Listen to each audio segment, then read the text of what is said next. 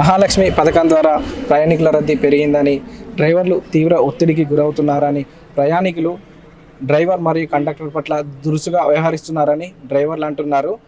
Driver stop వద్ద bus ఆపకుండా వెళ్తున్నాడని ప్రయాణికులు అంటున్నారు. అసలు ఏం జరుగుతుందో బస్ డ్రైవర్ని అడిగి తెలుసుకుందాం, పరిస్థితి ఎట్లా ఉందో. పరిమితికి మించి ప్రయాణికులు ఉండడం వల్ల డ్రైవర్ ప్రధానంగా ఎలాంటి ఒత్తిడికి గురవుతున్నాడు అన్న? బాగా ఇబ్బంది పడుతున్నాం అన్న. ఈ స్టాండింగ్ బాగా అవుతుంది. 120-130 మెంబర్స్ ఎక్కుతున్నారు బండ్లు అనేటోళ్ళు. బస్ డ్రైవర్ అనేటోడు ఎట్లా తోలాలనేది కూడా అర్థం కావట్లేదు మాకు. మధ్యలో జరగరాని ఏమైనా జరిగితే ప్రయాణికులకు బాగా ఇబ్బంది పడతారు. వాళ్ళకి చెప్పేది అర్థం కావట్లేదు. బాగా ఇబ్బంది పడుతున్నాం. దీనివల్ల అయితే బాగానే ఇబ్బంది పడుతున్నాం. దీనికి ఏదైనా పైన నుండి ఏదైనా చేస్తే దానికి మేము కూడా కొద్దిగా సహకరించి బండ్లు తోలగలం. ఇప్పుడు 40-50 మంది ఉండాల్సిన బస్సులో 100-120 మంది ఉంటున్నారు కదా. ప్రధానంగా ఎలాంటి సమస్యలు వస్తాయి బస్కి? ఎలాంటి సమస్యలు వస్తాయంటే అన్న, ఇప్పుడు రన్నింగ్లో పోతా మాకు ఆ టైర్ అండ్ అట్లా ఉంటాయి కొన్ని బండికి సంబంధించినవి. అవి ఊడిపోగలవు. బండికి ఓవర్ వెయిట్ పడనేది పడకూడదు.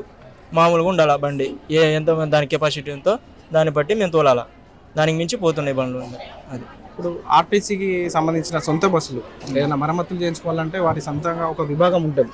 ఇది అద్దె బస్సు కదా. ఇది మీకు ఏదైనా ఇబ్బంది వచ్చింది అనుకో, ఎక్కడ చేయించుకుంటారు బస్సుకు సంబంధించి? మేము బయట షెడ్లలో చేయించుకుంటాం.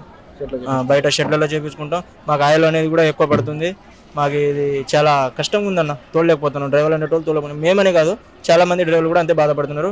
ప్యాసింజర్లు కూడా డ్రైవర్లను కూడా ఇష్టం వచ్చినట్టు కట్టు తీసుకోవట్లేదు. వాళ్ళు కూడా చాలా మంది ప్రయాణికులు ఎక్కడం వల్ల డ్రైవర్ పట్ల మరియు కండక్టర్ పట్ల దురుసుగా వ్యవహరిస్తున్నారు అంటున్నారు. ఎలాంటి ఇబ్బందులు ఎదుర్కొంటున్నారు మీరు? ఎలాంటి ఇబ్బంది తలకాయ కింద పెట్టుకొని డ్యూటీ చేయడమే. ఇక మా పై ఆఫీస్ నుంచి మాకు ఒత్తిడి రాకుండా కింద తలకాయ పెట్టుకొని డ్యూటీ చేస్తున్నాం అంతే. జరగరాని జరిగితే మేము పోవాలి ఇక పైకి. పరిమితికి మించి జనాలు ఉంటున్నారు కదా. ఏదైనా ప్రమాదం జరిగితే ఇన్సూరెన్స్ క్లెయిమ్ అవుతుంది అన్న? అసలు ఏముండదు అన్న. నాకు తెలిసి మ్యాక్సిమం ఏమి ఇయ్యడు. పైన నుండి వచ్చేటి ఏముండదు. వీళ్ళు ఉన్నా ఒకటే పోయినా ఒకటే అనుకునే ఉన్నది పరిస్థితి ఇప్పుడు.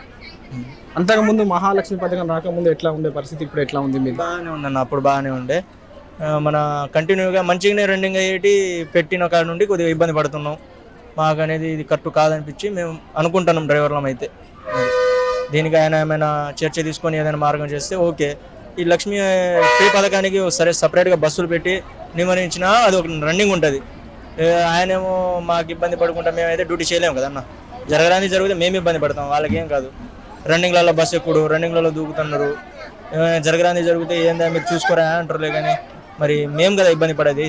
వాళ్ళు అనేటోళ్ళు మంచిగానే ఉన్నారు, మేము ఇబ్బంది పడాలి. అది కొన్ని చోట్ల డ్రైవర్ ఆపకుండా వెళ్తున్నారు అని చెప్పి జనాలు అంటున్నారు. దీనికి ఏమని సమాధానం చెప్తారన్న? మీరు ఎందుకు ఆపకుండా వెళ్లాల్సి వస్తున్న పరిస్థితి ఎందుకు వస్తుంది మీకు? ఎందుకు వస్తుందంటే బండ్లో వచ్చేసి 120 మంది 130 మంది ఉన్నారు. స్టాండింగ్ ఆడోళ్ళు డోర్ల మీద ఆడబడుతున్నారు. మేము బండ్లు ఎలా తోలగలం? ఆపట్లేదంటే అది మా రెస్పాన్సిబిలిటీ ఉంది. మేము ఎంతమందిని 50 మందిని అసలు కెపాసిటీ మా బండికి 50 మంది. దాని మించి ఓవర్లోడ్ అవుతుంది. మళ్ళీ ఇంకా స్టాపులు అవుతున్నాయి. మాకు ఆపమంటే ఎట్లా ఆపుతామని? వాళ్ళు ఆపకపోతే డ్రైవర్లను కొడుతున్నారు కూడా, తిడుతున్నారు కూడా. అని పడుతున్నాం. ఏం చేస్తాం? తప్పదు. ఇక పరిస్థితి ఉంది. దీనికి ఏదైనా మార్గం చేస్తే మాకు కూడా కొద్దిగా రిలీఫ్ అవుతుంది.